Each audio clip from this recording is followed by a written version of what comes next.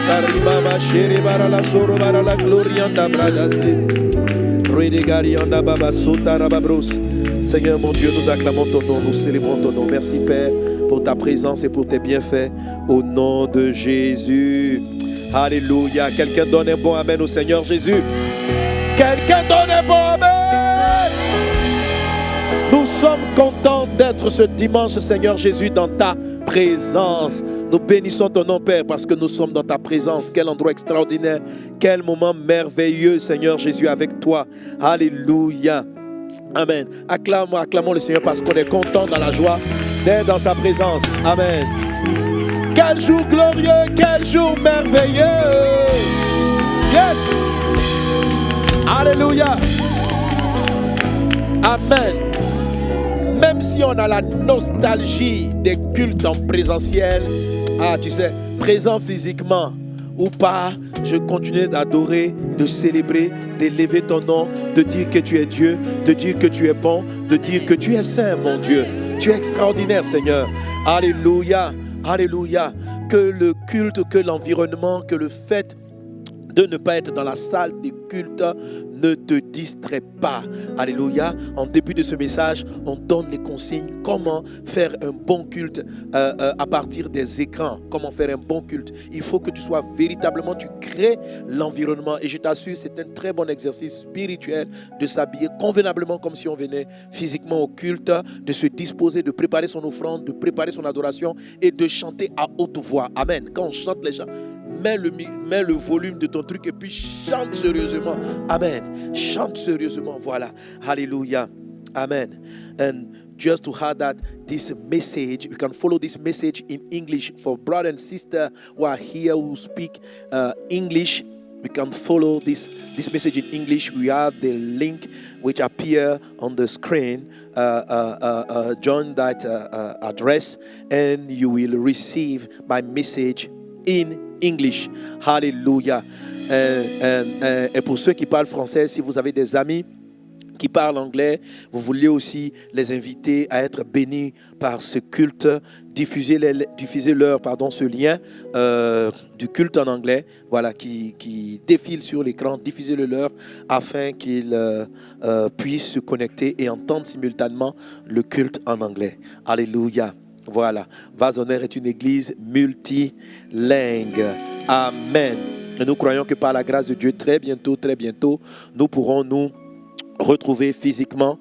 Amen. Pour ceux qui avaient l'habitude d'être là en présentiel et pour toutes ces âmes qui ont été gagnées pendant cette période assez délicate, on pourra se retrouver physiquement ici. Et je bénis Dieu vraiment parce qu'on a expérimenté un peu ce que tous nos frères et sœurs qui sont les Vases d'Honneur en ligne vivent tous les dimanches. Amen.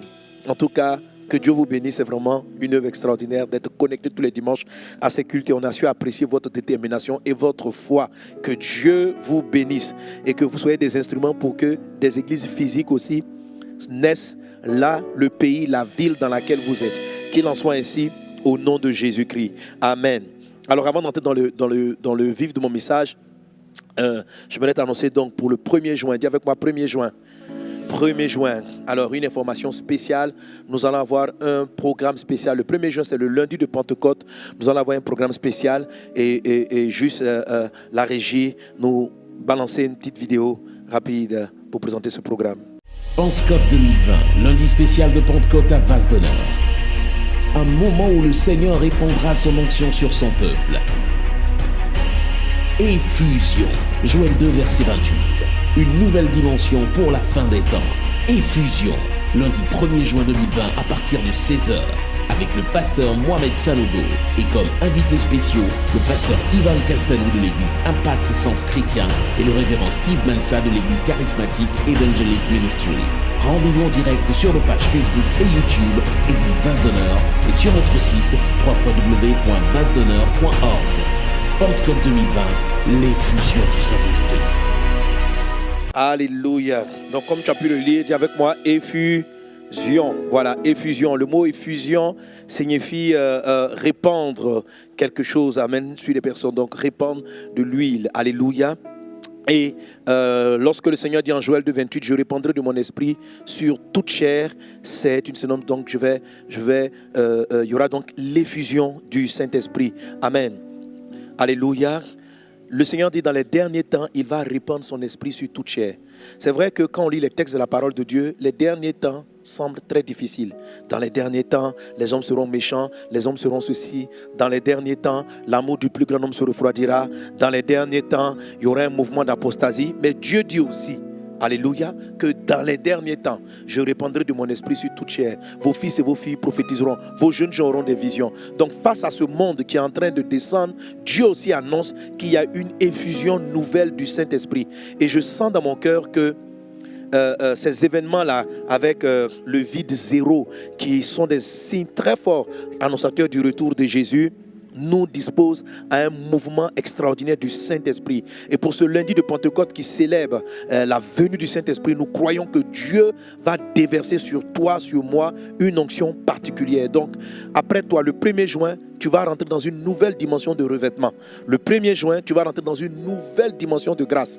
Dieu va changer ton ancien vêtement d'onction et il va te mettre un nouvel vêtement. Tu vas opérer à une nouvelle dimension dans l'onction. Ne manque pas le rendez-vous du 1er juin à partir de 16h, heure d'Abidjan, donc 16h GMT, 18h donc en France, en Europe, en France particulièrement. Amen. Et puis tous ceux qui sont dans le fuseau horaire français.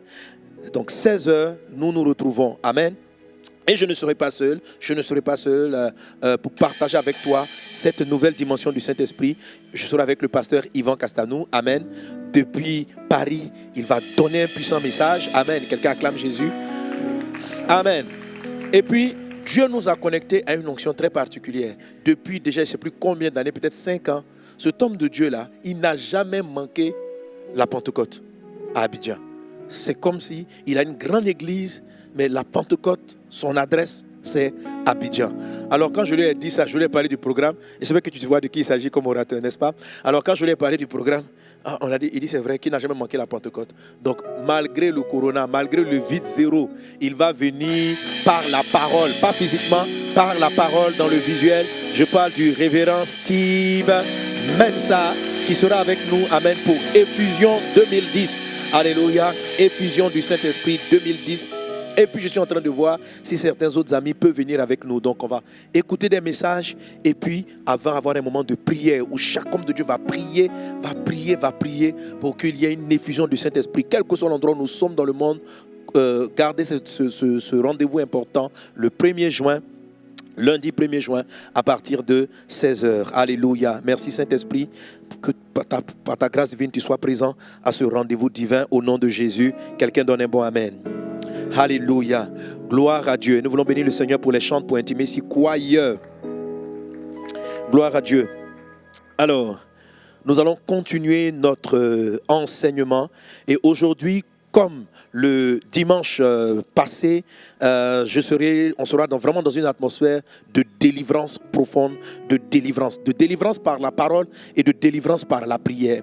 Mais tu vas recevoir par la grâce de Dieu des ingrédients qui vont te donner cette délivrance. Tu sais, le retard, parce que c'est de ça dont il s'agit, le désert des longues attentes, qu'on appelle le défi numéro 4 par rapport aux 10 types de défis auxquels un homme, un chrétien, un croyant est confronté dans sa vie. Alléluia. Et donc, chaque défi a une victoire qui lui est assignée. La victoire que j'appelle donc la victoire numéro 4, que j'appelle donc la visitation divine ou encore le souvenir de Dieu. Amen. Lorsque quelqu'un est confronté, lorsque dans ta vie tu attends longtemps pour te marier, longtemps pour avoir un enfant, longtemps pour que ton ministère entre dans sa dimension prévue, longtemps, lorsque tu tournes en rond, lorsque tu as l'impression de vivre un perpétuel recommencement et que tu n'arrives pas à saisir pleinement les choses que Dieu t'a données. Lorsque Dieu t'a dit que tu serais un entrepreneur et tes entreprises commencent et s'éteignent et ne prennent pas leur envol véritable, tu peux dire avec moi que tu es confronté à un désert, à une épreuve type numéro 4, type désert des longues attentes. Alléluia. Et pour mettre fin à ces longues attentes, Dieu va te visiter au travers d'une expression biblique qui est appelée le souvenir de Dieu.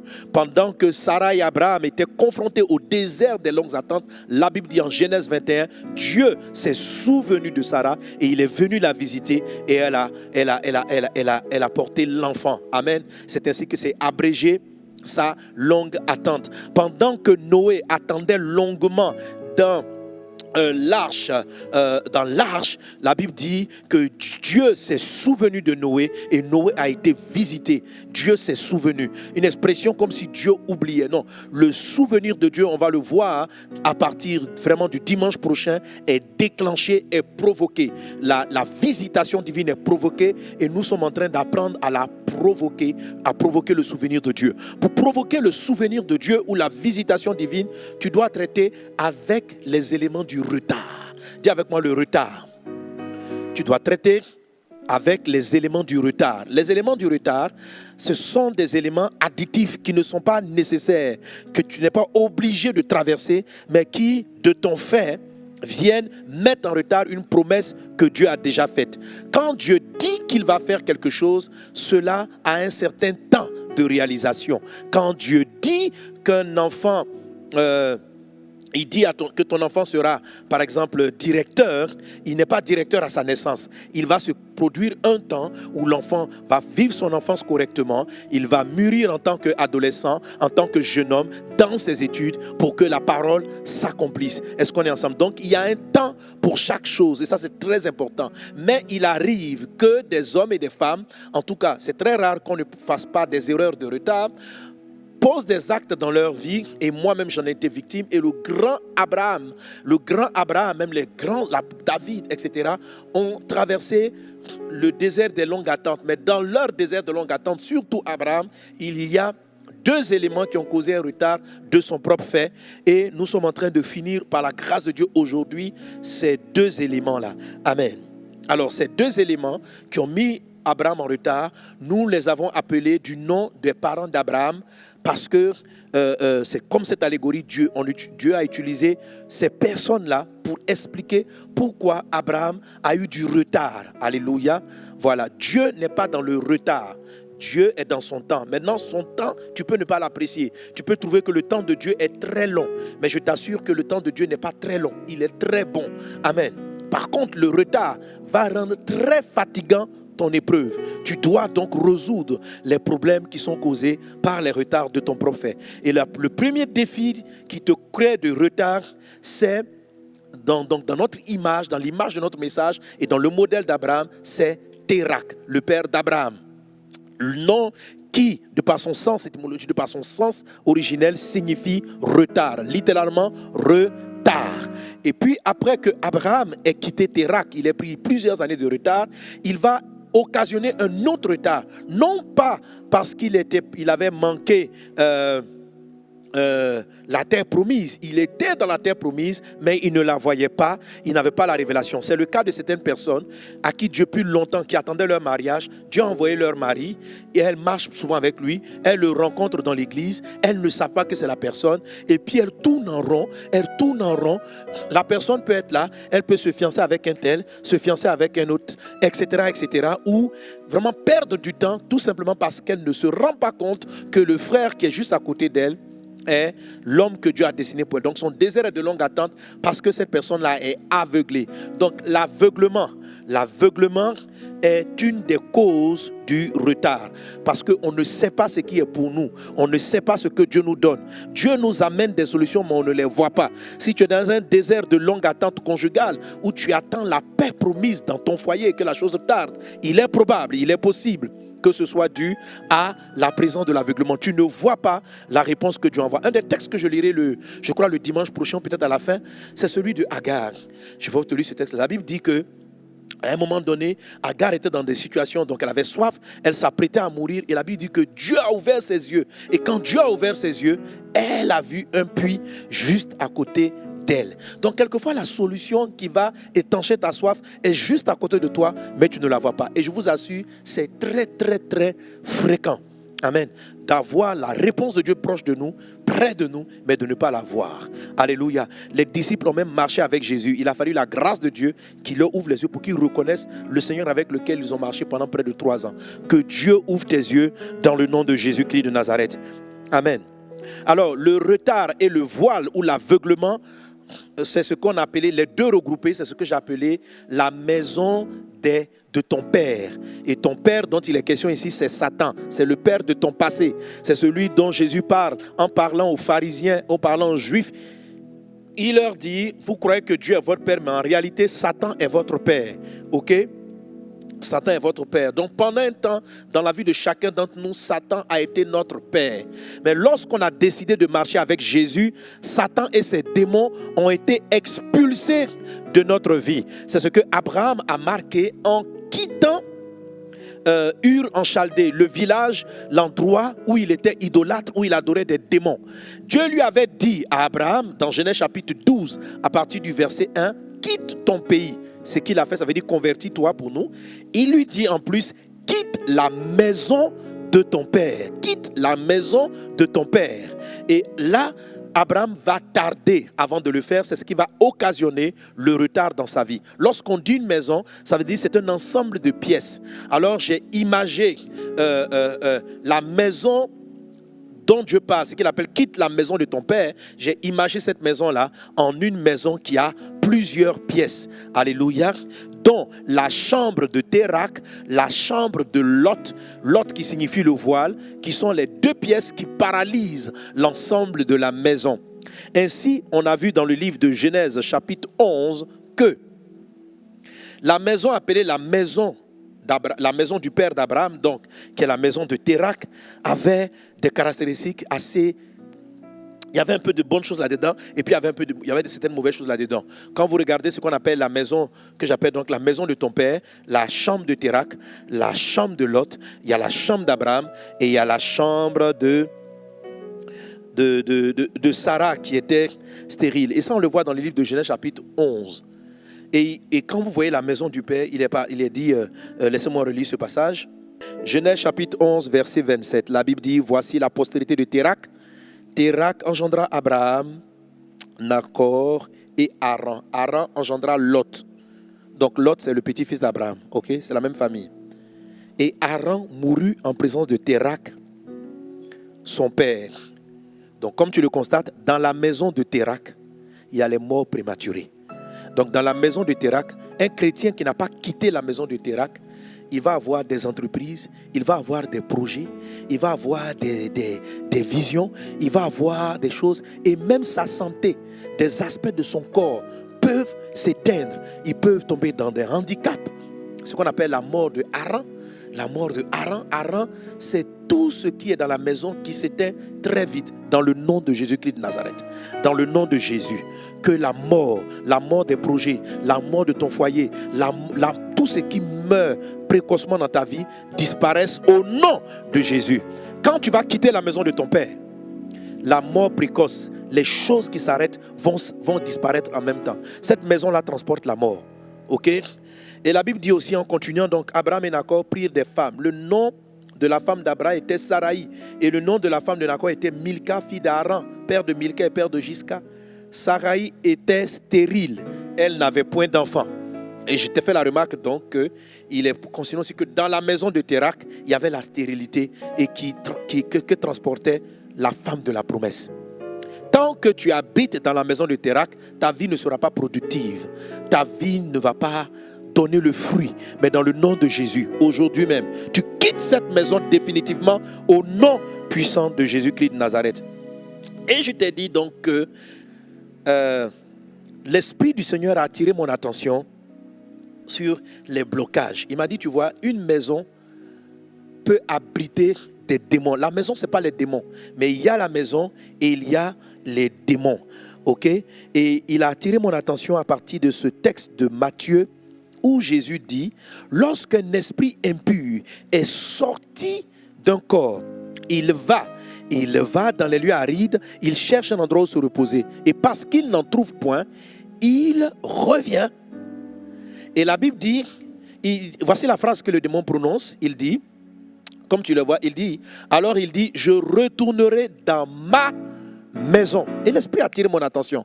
Il dit, mais pourquoi le démon appelle la maison où il habitait, c'est-à-dire quelque chose qui se situe dans le corps de la personne qu'il possédait auparavant, il appelle ma maison. Il dit, tu crois que c'est une déclaration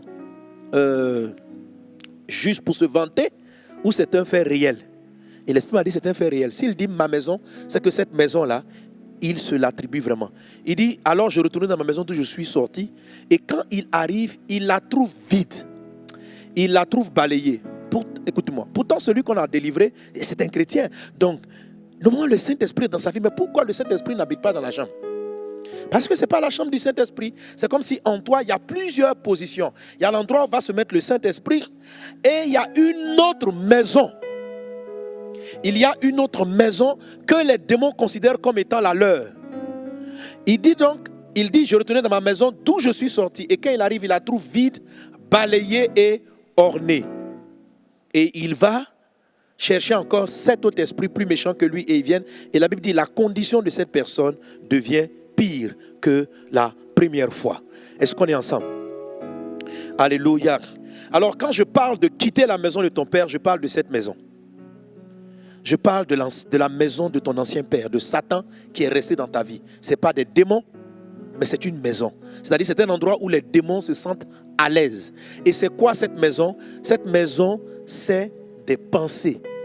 Ce sont des systèmes de pensée, ce sont des raisonnements. J'ai abordé un thème comme cela en parlant des forteresses qui sont bâties. Et ces genres de pensées-là te mettent en retard. Ok? Parce que des démons de maladie, quelqu'un qui est tout le temps malade, vous savez que ça lui cause du retard. À un moment, tu arrives au travail, tu es pris de mal de tête, mal de ventre. À chaque période, tu as des douleurs, tu ne peux pas faire ce que tu dois faire. Mais tu vas croire que tu peux penser que c'est la volonté de Dieu que tu sois totalement malade. Non, c'est un esprit. Mais comment ça se fait que toi qui marches avec Jésus, à chaque moment, cet esprit-là revient pour te handicaper, pour te paralyser? Je prie dernièrement avec une dame et à chaque période de menstrues, le démon vient la fatiguer. Elle, cette dame-là, vraiment, elle ne peut faire aucun mouvement. Et elle est là. Et en même temps, elle n'est pas mariée. Et je ne comprenais pas. Et dernièrement, avec cette révélation que Dieu vient de me donner, je sais maintenant comment prier pour elle. Alléluia. Je sais comment prier pour elle. Parce que ce n'est pas possible. Tu pries, le démon s'en va. On prie, le démon part. Mais le démon, le mois qui suit, il revient et la situation de la dame est pire que la précédente fois. Il faut que ça s'arrête. Sa vie n'avance pas. Pourquoi? Alléluia. Je crois que son retard, je le déclare dans le nom de Jésus. Essayez de me fier à l'instant où je parle. Elle sait que si elle m'entend, elle va se connaître. Si elle entend, elle va savoir que c'est elle. Jésus te délivre. Dans ce message, Jésus te délivre de la maison où habitait Satan et ses démons. Ils partent au nom de Jésus. C'est pourquoi, pour ne plus que ces démons-là reviennent, il faut qu'ils aient aucune propriété dans ta vie. Donc tu dois détruire leur propriété pour ne pas qu'ils disent ma maison. Sa maison dorénavant sera dans les déserts, dans les lieux arides, au nom de Jésus-Christ de Nazareth. Et c'est cette maison-là que nous sommes en train de casser. Et dimanche dernier, on a appris à casser la maison de la chambre de Térak. Donc on a la maison du Père. À l'intérieur, on a la chambre de Térak. On a brisé la chambre de Térak avec différents points. Et quand tu brises la chambre de Térak, qui est la chambre de l'irresponsabilité, c'est-à-dire quelqu'un qui accuse, qui tient toujours les autres responsables, il y a des démons comme ça qui ne reviendront plus dans ta vie. Le démon de la paresse, voilà, on est en train de casser la maison. Cassez bien. Alléluia. Et ça, c'est la chambre de Térak. Donc pendant que tu casses la chambre de Térak, les esprits qui ne vont plus revenir, ce sont des esprits de lourdeur, des esprits de paresse, des esprits de procrastination, des démons de pauvreté, des démons d'inachèvement. C'est eux qui habitent là-bas. Des démons de stérilité, les démons de célibat, les démons de mort précoce et les esprits de handicap. Dans le nom de Jésus, quelle que soit la personne qui me suit, Père, tu nous connais. Et tu sais là où sont tapis ces maisons, ces démons, pardon. Dans le nom de Jésus, j'ordonne à ce que tous ces démons-là partent de la vie de ta fille, de la vie de ton fils, au nom de Jésus. Que cette lourdeur, cette incapacité à pouvoir travailler, cette lourdeur, pendant qu'Abraham marchait avec Térak, il était lourd. On dit va à Canaan, il s'arrête à Charan. Je chasse l'esprit de lourdeur qui est dans ta vie. Je le détruis dans le nom puissant de Jésus-Christ de Nazareth. Le démon de pauvreté, de procrastination, le démon d'inachèvement. Tu commences tes projets, tu n'atteins pas. Ce démon-là, lorsque cette maison était dans la vie d'Abraham, Abraham quitte Ur en Chaldée. Il dit je m'en vais à Canaan, mais il n'achève pas sa mission, il n'achève pas son voyage, il vient habiter à Charan. dans le nom de Jésus-Christ de Nazareth, l'esprit d'inachèvement est brisé et chassé de ta vie au nom de Jésus. Dans la maison de Térak, il y avait les démons de stérilité, c'est-à-dire stérilité, certaines femmes qui n'arrivent pas à enfanter, certains couples qui n'arrivent pas à avoir d'enfants ou qui n'arrivent pas à être productifs sur le plan intellectuel, à produire, à avoir les idées qui vont révolutionner leur vie. Je déclare dans le nom de Jésus, démons de stérilité, pars pour toujours, maintenant dans le nom de Jésus. Les esprits de célibat et les problèmes conjugaux, dans le nom de Jésus-Christ de Nazareth, je détruis votre influence. Maintenant au nom de Jésus. Mais ce que nous brisons, c'est la chambre même de mentalité, de responsabilité, la mentalité de trop vouloir contrôler toutes choses. J'ai parlé de cela, de trop vouloir contrôler toutes choses. Ceux qui contrôlent tout, qui veulent tout contrôler, se cachent derrière cela des esprits de colère. L'esprit de colère est un esprit qui détruit le foyer. C'est un esprit qui fait fuir la maison, qui fait fuir les maris de leur maison. La Bible dit quoi? La Bible dit, mieux vaut habiter à l'angle d'un toit que d'habiter avec une femme querelleuse. Donc lorsqu'une femme qui contrôle tout, qui gère tout, elle a une tendance, elle ne se rend pas compte. C'est un démon qui est dans sa vie, en train de faire fuir son conjoint. Ou ton mari préfère être dehors que de rentrer dans la maison parce que tu es tellement partout sur son téléphone, tu es tellement partout que tu ne sais pas que c'est un démon de colère, d'irritation qui fatigue ta vie. Et tu tolères ce genre de comportement. Brise la maison de Térak. Brise la chambre de Térak. Elle doit être brisée pour que la colère parte, pour que ta maison soit paisible en fait. Tu es sur tous les dossiers, tu contrôles tout, tu regardes tout. Le monsieur n'a même pas un peu de liberté. C'est pas correct. Et il y a des hommes aussi qui sont comme ça vis-à-vis de leurs femmes et de leurs enfants. Au nom de Jésus, les démons d'impatience et de mésattente sont brisés de la chambre de Térak. Allons-y maintenant briser la chambre de Lot. Est-ce qu'on est ensemble? Alléluia. Est-ce que tu es prêt pour briser la chambre de Lot? Amen. Alors souviens-toi donc aussi des choses que j'ai dites sur Lot. Lot, c'est une manière de voir. Térak, ça représente dans ta mentalité une manière de faire. C'est ta vieille manière de faire. Ce n'est pas une manière que tu as acquise étant chrétien. C'est une manière que tu as acquise étant païen, mais qui n'est pas forcément mauvaise. Il y a des mauvaises choses, peut-être que tu les as laissées avec ta conversion. Et il y a d'autres choses qui sont venues avec toi. Pour un chrétien qui veut aller à des niveaux supérieurs, amen, Térak n'est pas forcément le monde païen, mais Térak est l'ancienne manière de faire. C'est-à-dire la dimension dans laquelle tu évoluais dans ta vie, dans ta dimension précédente. Ok? Amen. Pour que l'Église puisse croître, il y a une différence, il y a eu une différence d'organisation entre l'Église sous sa première forme. Quand on a commencé Vase d'honneur, le Vase d'honneur de 2002 jusqu'aux environs de 2006-2007 est différent du Vase d'honneur qui a commencé en 2008. On a remis en place une autre organisation. Quelqu'un qui veut être très traditionnaliste, qui n'est pas prêt à se déplacer dans le mouvement du Saint-Esprit.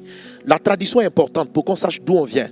Mais ce n'est pas là aussi où on va. Lorsque tu es arc-bouté, tu es tenace, tu es traditionnel, tu es trop conservateur, c'est une forme de Térak, c'est une forme de père que tu ne veux pas quitter pour aller dans la nouvelle dimension vers laquelle le Seigneur t'envoie. Alléluia. C'est la raison pour laquelle vous voyez par exemple qu'on peut changer de logo chez nous. Ok? Pourquoi? Parce qu'on est en train de reformater notre mentalité pour être une église qui vise le monde. Partager l'amour de Christ pour changer le monde. Donc on voit ça chaque fois que quelqu'un vient à l'église. On veut changer le monde. On veut changer le monde. Alléluia. Avant, la vision qu'on avait, on était forgé par l'idée nous-mêmes d'être matures, d'être des chrétiens de vase d'honneur. Donc on travaillait sur nous-mêmes. Et maintenant, on continue de travailler sur nous-mêmes. Mais maintenant, l'Église va commencer à voir le monde. D'où cet ensemble, on voit les points. Il faut qu'il commence à penser à Amérique, qu'il commence à penser à Afrique, Madagascar. Il faut qu'on pense comme ça. Amen. Et tout ça, c'est un reformatage. Donc, un Térak peut exister dans la vie même d'un chrétien. Alléluia. Il faut savoir aller de l'avant. Est-ce qu'on est ensemble? Amen. Alors, même quand Térak va partir, ça ne veut pas dire que tu ne seras pas en retard.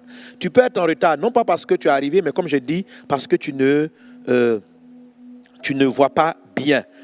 J'ai parlé dernièrement avec certains hommes de Dieu et je ne comprenais pas pourquoi leur ministère, ils ont parlé, ils me voient, papa, pasteur, je ne comprends pas. Mon ministère tourne, je commence l'église, elle se ferme, j'avance là, ça ne va pas. Et j'en ai encore vu d'autres. Dieu leur fait des grandes promesses. Écoute. Chacun d'entre nous transporte des promesses importantes. Chacun d'entre nous. La Bible dit, voici les projets que j'ai établis pour toi. Ce sont des projets de paix et non de malheur. Des projets de bonheur. Il n'y a aucune personne sur laquelle Dieu a planifié des projets de destruction. Non. Dieu s'assoit et puis dit, toi dans la vie, tu vas tout perdre, tout le monde va mourir, tu vas tout perdre. Non. Il dit, les projets que j'ai pour toi sont des projets de bonheur. Ce sont des projets de paix. Il dit, afin de te donner un avenir et de l'espérance. C'est très important. Est-ce qu'on est ensemble? Alléluia. Maintenant, cet avenir, cette espérance, ces projets, même si vous n'en êtes pas conscient, même si tu n'en es pas conscient, tu peux avoir l'impression que tu ne vas pas quelque part. Donc, ce qui fait que ton présent n'est pas vraiment épanoui. Ton présent n'est pas heureux parce que peut-être tu as quitté les mauvaises habitudes, tout ça, mais l'autre est présent. Alors, quand vous avez l'autre, c'est que dans l'histoire donc de ses frères, tu sens beaucoup de mauvais choix, beaucoup de mauvaises décisions. Des mauvais choix dans le mariage. Certains ont fait des mariages stratégiques. Ils ont choisi dans l'église des femmes qui avaient une forme télégénique. On leur a dit, mon frère, il y a les femmes des ministères. Donc lui, pour la femme des ministères, vous savez ce que je dis, je suis sérieux. Hein? Je connais beaucoup de pasteurs comme ça. Ils ont fait des choix de ministère. Ils avaient des premières fiancées. Il y en a d'autres même qui se sont mariés, mais qui ont fait tout pour faire partie de leur femme, ou qui ont commencé à vivre dans l'adultère, étant mariés, sous prétexte qu'il y a la femme du ministère. Sois délivré, mon frère. Tu as un appel de Dieu dans ta vie. Quelle est cette histoire? C'est ce qu'Abraham a failli faire. Heureusement que Dieu l'a saisi. S'il te plaît, relève-toi. Et certaines de ces personnes, donc, ils font des choix intellectuels, intelligents, beaux, épanouis. Il y en a d'autres comme ça qui sont levés, qui ont fait des mariages de nationalité. Ils sont pasteurs. Je connais des hommes de Dieu comme ça. Je connais des hommes de Dieu qui ont quitté la Côte d'Ivoire, qui sont allés jusqu'aux États-Unis. Ils ont laissé leurs femmes et arrivé là-bas cherchant la nationalité. Ils ont fait des mariages. Ils ont fait des mariages, peut-être que nous ne va pas dormir ensemble, mais des mariages arrangés. Mais leur vie est en train de tourner en rond. Mauvais choix, mauvaises décisions, mauvaises entreprises, mauvais collaborateurs, mauvais projets de financement, mauvaise manière de faire. Et ta vie est en train de tourner en rond, tourner en rond, tourner en rond. Le vrai fiancé est là, ton désert est en train de tarder. Tu es dans un désert de longue haleine parce que tes choix sont mauvais. Pourquoi tes choix sont mauvais? Parce qu'ils sont inspirés par une manière de voir le monde, par une manière d'apprécier les différentes choses qui sont les lots, et c'est ce qu'on va briser. Il faut que ça parte.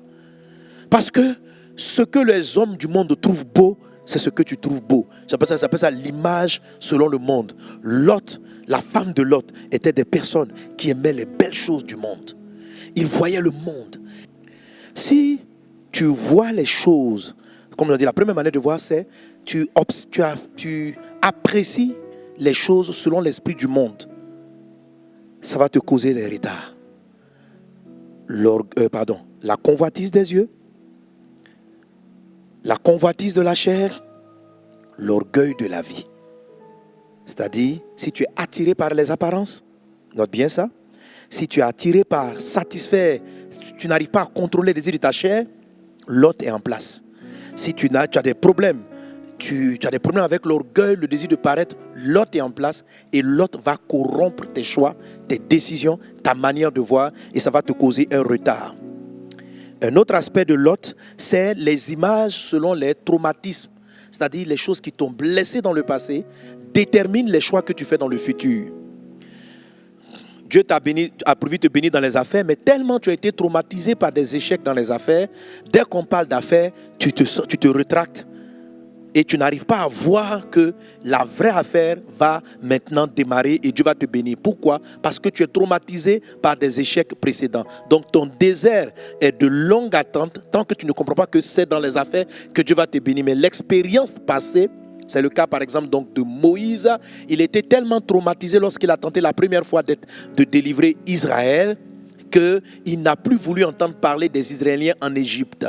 Il a fallu que Dieu détruise son traumatisme pour qu'il puisse maintenant aller accomplir sa destinée. Que cela soit ton partage dans le nom de Jésus. Que tout ce qui t'a blessé dans le passé, t'a traumatisé et aujourd'hui affecte ta visibilité du futur, soit ôté dans le nom de Jésus. Et puis à l'image, donc selon les passions, et puis à l'image selon ce que tu te fais des moyens d'y arriver. C'est-à-dire ce que tu vois là, comment y arriver. Si tu planifies selon la sagesse du monde, tu peux avoir du retard. C'est sur ce point que je t'avais cité comment dans le ministère, j'ai pris du retard parce que j'ai voulu utiliser des méthodes humaines pour parvenir à réaliser la vision de Dieu. Donc la chambre de Lot, qui fait partie donc de la maison de ton père, a ces points-là qui vont te polluer la vie et te mettre en retard. Comment briser la maison, la chambre de Lot? Donc pour briser, pour que tu en finisses avec la chambre de Lot, pour briser une chambre, il faut briser les murs de la chambre. Il faut les briser et tu vas briser ainsi toute cette maison-là de ton père. Dans le nom de Jésus-Christ, sois délivré des esprits de retard et des esprits de confusion. Donc, quand tu vas casser la maison de Lot, quand tu vas la casser, pour ceux qui ont des problèmes avec le rejet, vous n'allez plus sentir rejeté. Ceux qui ont des problèmes identitaires, les démons de rejet font partie de ta vie, de crise identitaire font partie de ta vie, etc.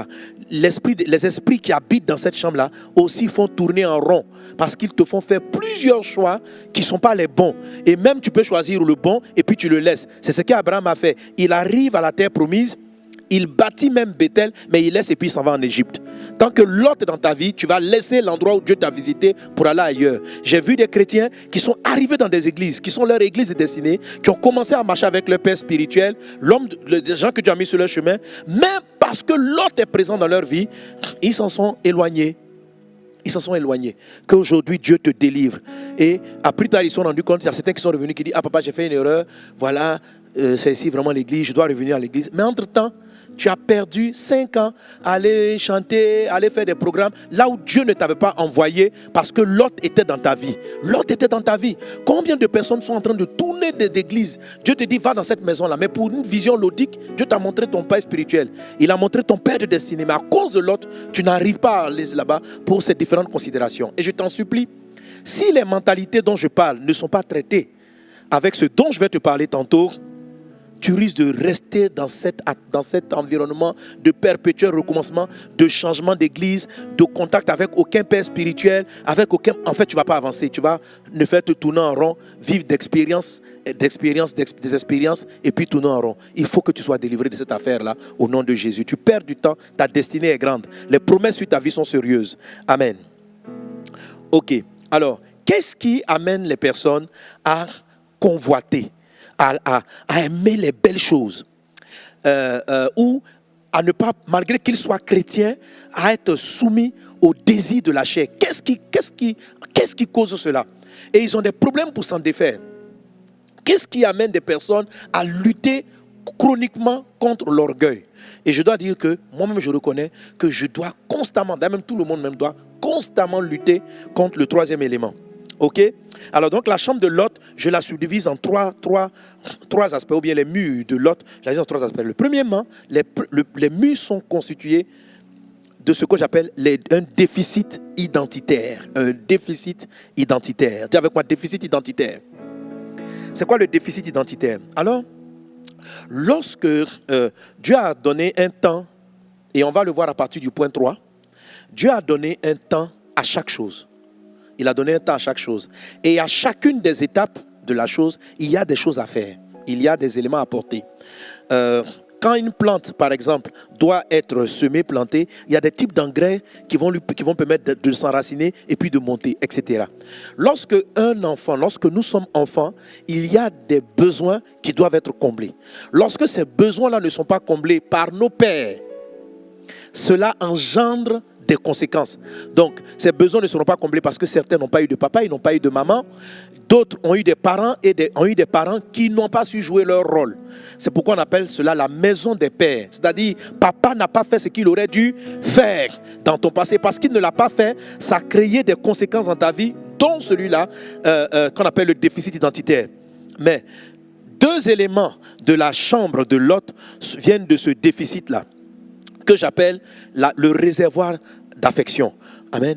Tout le monde a dans son cœur un réservoir affectif. Donc lorsqu'un enfant est enfant, il a besoin d'exister. Vous savez, l'existence, c'est le fait qu'on lui dise tu es quelqu'un, il se sent exister. Il sent qu'il compte pour quelqu'un. Il sent qu'il compte pour papa. Il sent qu'il a de la valeur pour maman. Alors, si là où l'enfant a besoin de compter pour ses parents, il compte pour du beurre, il compte pour rien. Et cela peut arriver par exemple parce que il y a eu 2 naissances enchaînées. Et donc la maman va s'occuper du plus petit au détriment de la petite qui est encore dans son âge de besoins affectifs élevés.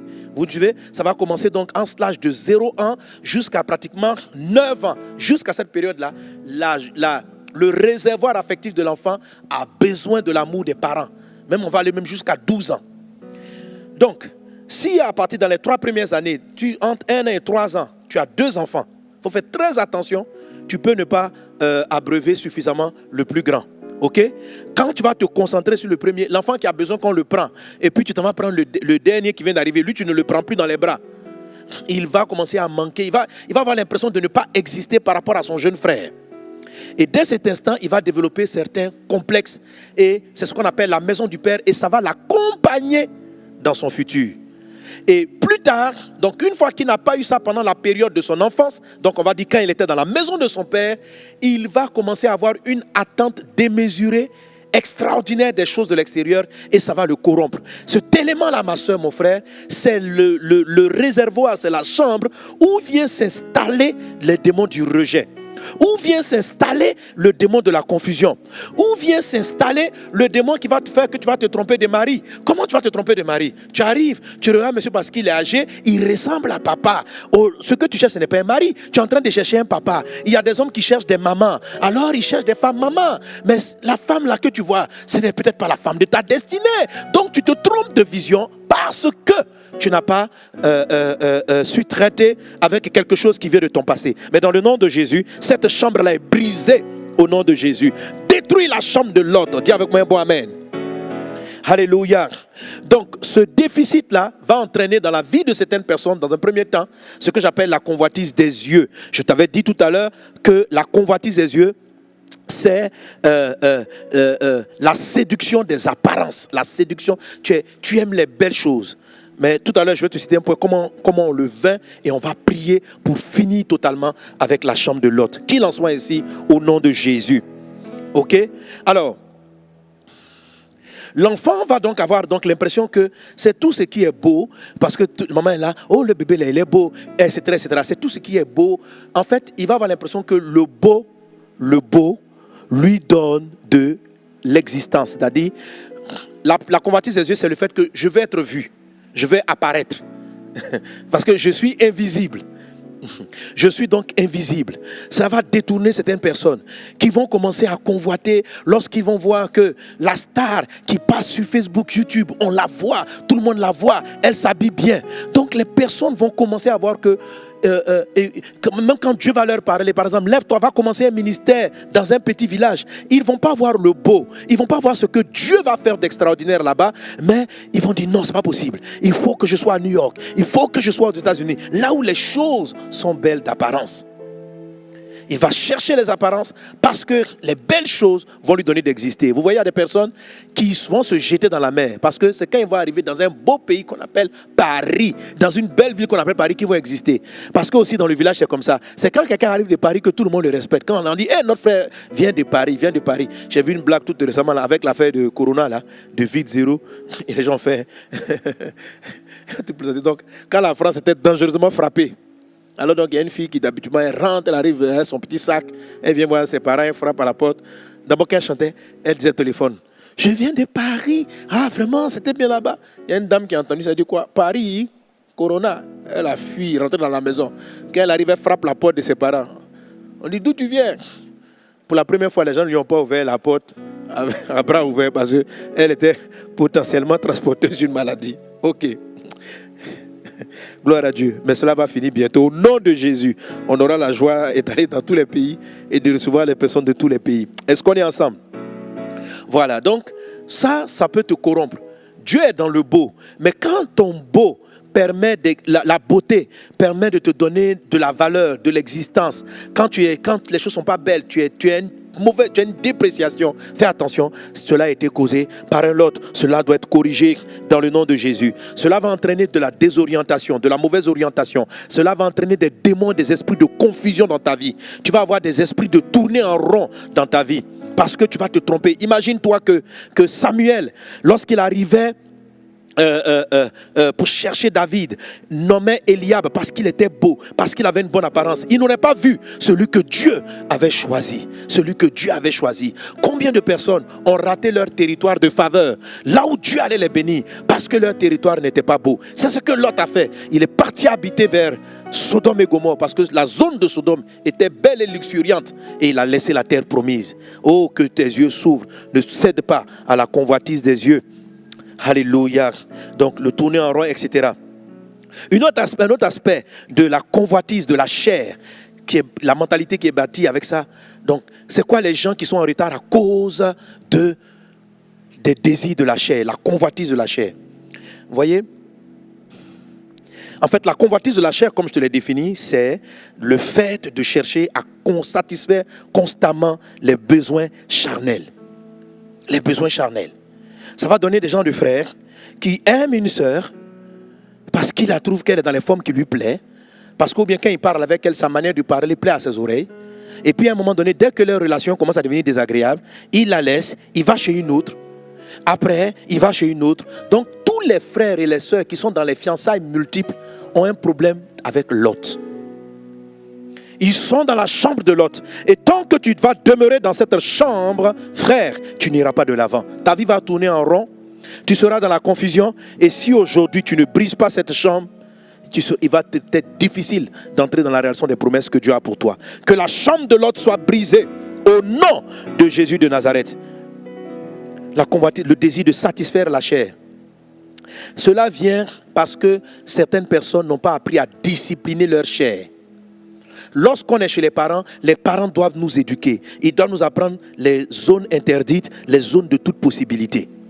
Ils ne doivent pas nous frapper excessivement, mais ils doivent nous apprendre. Lorsqu'un enfant, pendant que certains ont le vide affectif, l'enfant, ses parents lui passent toutes ses caprices. Et l'autre va se poser dans sa vie. Il a l'impression que ce que tu aimes, tu dois l'avoir. Rien ne doit te dire non. La société ne doit pas te dire non. Le monde ne doit pas te dire non. Les pasteurs ne doivent pas te dire non. C'est le genre de chrétiens. Dieu leur montre leur territoire de destinée. Ils arrivent, ils marchent. Mais dès qu'ils sont contrariés dans un département, ils sont contrariés dans un groupe, ils changent de groupe. Pourquoi? Pourquoi toi, on ne peut pas mal te parler? Bon, je n'ai pas dit de mal lui parler. Faites attention les frères, ok? Ne parlez pas mal aux gens. Mais pourquoi toi, tu n'es jamais vexé? Pourquoi? C'est-à-dire, dès que tu es contrarié, en même temps, tu t'en vas. C'est pas quelqu'un qui n'a pas appris à être contrarié. Dans la vie, tu dois apprendre la contrariété et puis apprendre à te relever et puis suivre. Tes parents doivent pouvoir te dire non, on ne te donne pas quelque chose.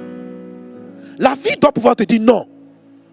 Les choses ne vont pas fonctionner comme tu le souhaites. Alors les personnes qui veulent que... Ils ont une image étrange de l'église. C'est-à-dire qu'ils se disent que... Je vois souvent des gens qui écrivent, dans l'église, il n'y a pas l'amour. Vous voyez, la plupart des gens qui disent dans l'église, il n'y a pas l'amour. Ce n'est pas la vérité. Hein. C'est l'autre qui leur donne de parler comme ça. Parce qu'en fait, eux, l'amour, là, il faut qu'on les salue tout le temps, que tout le monde soit à leur petit soin. C'est ce qu'ils appellent l'amour. Ce n'est pas ce qu'ils donnent, c'est ce qu'ils reçoivent. Donc dès l'instant où on ne les a pas salués, eux, ils ne s'inquiètent pas de est-ce qu'ils ont salué tout le monde.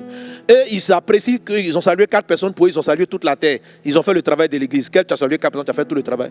Donc, dès l'instant où ils n'ont pas ceci, ce sont des gens chrétiens qui n'avancent pas. Parce qu'ils seront frustrés dans l'église A, ils vont aller dans l'église B, ils seront frustrés dans l'église B, ils vont aller dans l'église C, dans l'église D, etc. etc. Quand ils vont parcourir toutes les lettres de l'alphabet jusqu'à Z, ils vont revenir encore. Est-ce qu'on dit non, les lettres sont finies? On repart à A. Jusqu'à après, vous voyez des gens, elle est vieille dans l'église. Quand tu lui demandes, elle a parcouru toutes les grandes dénominations de Côte d'Ivoire. Sans avoir réalisé ce pourquoi Dieu l'a appelé. L'autre va te tuer. Mais la personne est très zélée, la personne est très pieuse, elle a une vie de prière, elle est toujours à la richesse. Qu'est-ce que Dieu te dit? Tu n'arrives pas à entendre la voix de Dieu. Dans tous les ABCD là, un jour tu es passé dans l'église que Dieu te donnait. Brisez la maison de Lot au nom de Jésus-Christ de Nazareth. La chambre de Lot est brisée au nom de Jésus. Alléluia. Et le dernier aspect de la chambre de Lot, le désir de reconnaissance. Ça, c'est ce qui va engendrer l'orgueil de la vie. L'orgueil de la vie. L'orgueil de la vie,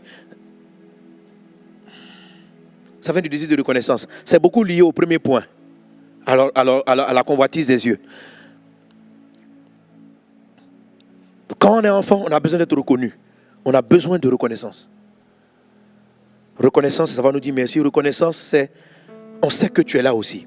Et ce vide affectif qui n'est pas comblé va amener certains à le rechercher outre mesure. Ils vont avoir l'impression que cette fois-ci, eux, pour être satisfaits, il faut occuper des postes. Il faut qu'on te voie. Alors ça va amener tout ce que vous pouvez voir. Des personnes, ils sont appelés, mais l'autre dans leur vie, c'est leur désir d'avoir des gros titres. Quand je vois des gens qui ont des dons spirituels, des frères, qui ont des dons, et tu comprends leur titre, c'est-à-dire qu'ils sont toujours là, tu veux faire appeler. Mais est-ce que pour opérer là, tu as besoin de te faire appeler général, prophète, architecte? Est-ce que tu as besoin de tout ça? Attends, pourquoi, si on ne t'appelle pas, pourquoi ces titres-là? Pour faire quoi? Qu'est-ce que tu cherches? C'est pour dire simplement que tu es le chef des autres. Et on ne te choisit pas, mais non, je suis dans. C'est nous, on a fait. Je suis le père de tout le monde. Pourquoi ces choses-là? La Bible dit qu'un autre te loue. Qu'un autre te loue. Faites attention à l'orgueil de la vie. C'est la raison pour laquelle beaucoup de ministères de vie, des personnes qui sont dans des entreprises, ils ne savent pas aller là où Dieu veut qu'ils aillent. Parce que promotion, ils veulent paraître, ils veulent être. Tu es en Christ. Tu es en Christ. Qu'il en soit ainsi dans ta vie. Sois délivré de la chambre de Lot parce qu'elle va te faire tourner en rond. Tu vas arriver là où tu es, mais tu ne vas pas rester. Tu vas arriver là où Dieu t'a choisi, mais tu vas partir. Pourquoi? À cause de Lot. Lot, Dieu doit le faire partir. Comment Lot est parti de la vie d'Abraham? Il y a eu des querelles. Donc quand Dieu va traiter avec Lot, la convoitise, les passions de ton cœur, la Bible dit d'où viennent les querelles, d'où viennent les luttes parmi vous? Elles viennent des passions et des convoitises qui sont dans vos membres. Donc les querelles vont survenir. Tu vas avoir des frustrations dans l'église à un moment donné. Tu avais entendu une voix qui t'avait dit, voilà l'église où je vais te parler. Voici le pasteur qui est ton berger. Tu l'avais entendu. Mais Dieu a fait survenir les querelles. Quand les querelles arrivent, c'est que le temps de Lot est venu de partir. Et tu dois le faire partir. Tu dois te souvenir que Dieu t'a dit une chose. Il t'a fait une promesse. Alléluia. Et laisse-moi te parler de la promesse parce qu'elle est très importante pour que tu sois délivré totalement de Lot. La première des choses qu'il faut savoir, c'est que beaucoup de chrétiens, on finit avec la maison de Lot. Est-ce qu'on est ensemble? Alléluia. Donnez un bon amen. Amen. Alors, une autre chose qui font que des gens ne triomphent pas de Lot, c'est parce que ils croient aussi, ils ont fini par croire que comme Lot aime les belles choses, eux, ils vont aimer les choses vilaines. Ça, c'était mon cas aussi avant. C'est-à-dire qu'ils croient que... Donc, tout ce qui est excellent, pour eux, ce n'est pas de Dieu. Détrompez-vous. La Bible dit dans le livre de la Genèse, chapitre 2, la Bible dit ceci, que tout ce que, je crois 2,9, je crois, la Bible dit que tout ce que Dieu avait mis dans le jardin d'Éden était agréable à voir et bon à manger. L'esprit de Lot, c'est de se focaliser sur l'agréable à voir au détriment du bon à manger. Il ne cherche pas la qualité des choses, ce qu'il cherche, c'est la beauté des choses. Il veut des gens qui sont apparents, ce sont des gens qui vont travailler leur discours, mais ne pas travailler leur cœur. Ce sont des gens qui vont travailler l'éloquence de leur prédication, mais pas travailler la vie intérieure pour vivre. Donc les Lot vont chercher à travailler leur apparence, au lieu de chercher à travailler leur fond, pour que le fond dépeigne sur l'apparence. Est-ce qu'on est ensemble? Alléluia. Quand vous êtes animé de l'esprit de Lot, l'apparence est plus importante pour vous que le fond des choses. La beauté des choses, peu importe s'il y a le diable là-bas, si c'est beau, ça va. Si c'est excellent, ça va. Si le film est très beau à voir, même s'il y a toutes sortes de perversions, on y va. Ok? Dieu aussi est dans le beau, mais Dieu est dans l'agréable à voir et le bon à manger. Alors, ne crois pas que tout ce qui est agréable à voir, tout ce qui est excellent est du domaine de l'autre. Généralement, même quand tu aspires vers les choses excellentes, ça peut être même un plan de Dieu pour toi, mais accompagné avec le bon à manger. Le bon à manger, c'est quoi? C'est la qualité intrinsèque. Amen. Il ne faut pas faire semblant d'être pieux, il ne faut pas apparaître pieux, il ne faut pas avoir l'apparence de la piété, il faut être pieux. Il ne faut pas avoir l'apparence d'un homme de prière, soit un homme de prière. Il ne faut pas avoir l'apparence de chrétien zélé, il faut être zélé. Il ne faut pas avoir l'apparence d'un jeûneur, il faut jeûner. Il ne faut pas avoir l'apparence d'un veilleur, il faut veiller. Il ne faut pas avoir l'apparence des gens intègres, il faut être intègre. Si tu es intègre, ça veut dire que tu es bon à manger, l'intégrité va transparaître sur ta vie. Mais si tu fais l'effort de paraître intègre pendant que tu ne l'es pas, d'apparaître comme un prieur dans ton groupe pendant que tu ne peux même pas prier 10 minutes chez toi à la maison, tu es habité de l'esprit lotique, tu es encore dans la chambre de Lot. Tu dois sortir de là. Au nom de Jésus, dis avec ma chambre de Lot, je te détruis dans le nom de Jésus et je suis délivré de ton influence au nom de Jésus. Alléluia. Amen. Quelqu'un donne un bon amen. Alléluia. Les chants vont venir, on va prier le Seigneur. Alléluia. Et le tout dernier élément pour en finir avec la maison de Lot, c'est le Saint-Esprit. Tout à l'heure, j'ai parlé, vous savez, tous les éléments de Lot que j'ai cités viennent de vide, de quelque chose que tu aurais dû avoir, que tu n'as pas eu, d'une chose qu'on aurait dû te donner, qu'on ne t'a pas donné à un moment donné. Et laisse-moi te dire, la plupart des hommes sont déséquilibrés par cela. C'est pourquoi on peut sans dire, quitte la maison de ton père. Parce qu'on sait que pratiquement tous les pères n'ont pas pu avoir, la plupart des pères de nos parents n'ont pas su avoir l'équilibre. Soit ils étaient dans la sociologie, dans le fétiche, ils ne se sont pas convertis, où il y a toutes sortes de choses. Donc, ne te plains pas de ton père. Si tu restes à te plaindre de ton père, tu es dans la mentalité de Térac. Mais si tu sais avancer, qu'est-ce que Dieu a prévu pour toi? Dans l'évangile selon Jean, au verset 4, Jean chapitre 14, au verset 15, il est dit, si vous m'aimez, gardez mes commandements. Et moi, je prierai le Père, et il vous donnera un autre consolateur, afin qu'il demeure éternellement avec vous. L'esprit de vérité que le monde ne peut recevoir, parce qu'il ne le voit point et ne le connaît point, mais vous, vous le connaissez, car il demeure avec vous et il sera en vous. Verset 18, je ne te laisserai pas orphelin. Je viendrai à vous. Ce passage est tellement beau, quand l'Esprit m'a conduit vers ça, il va tellement avec le message. Je ne veux pas te laisser orphelin, ça veut dire, j'ai détruit la maison de ton ancien père, mais je ne vais pas te laisser sans papa. Ce que tes parents n'ont pas fait, je vais le faire. Est-ce que tu comprends? Ce que les pères n'ont pas pu te donner, je vais te donner. L'affection qu'ils auraient te donner, il dit, je ne vous laisserai pas orphelin. Mais regarde ce qu'il dit. Oh, alléluia, merci. Il dit, si vous m'aimez, gardez mes commandements. Si tu aimes Dieu, garde ses commandements. Il dit, moi je prierai le Père et il vous donnera un autre consolateur. Alléluia. La première fois où Jésus nous annonce le Saint-Esprit pour nous, il ne le présente pas en tant qu'onction de puissance. Il ne le présente pas en tant que celui qui va chasser les démons. Il présente le Saint-Esprit comme étant quelqu'un qui console, quelqu'un qui sèche les larmes, quelqu'un qui vient combler les vides que les parents, que le passé n'a pas pu combler, qui nous amène à devenir des personnes qui convoitent, des personnes instables, indécises. Que le Saint-Esprit vienne te remplir. C'est pourquoi je te rappelle le programme d'effusion. Tu ne dois pas le manquer. Le Saint-Esprit te remplisse. Alléluia. On finit la maison de Lot avec le Saint-Esprit qui vient nous consoler. Et le fait que Dieu, par le Saint-Esprit, ne nous laisse pas orphelins. Il fait de nous le Père. Tu as brisé la maison de ton ancien Père. Voilà le nouveau Père. L'éducateur, le consolateur. Qu'il en soit ainsi dans nos vies. Dis avec moi, Saint-Esprit, viens prendre le contrôle. Installe-toi dans ma vie. Tu me connais.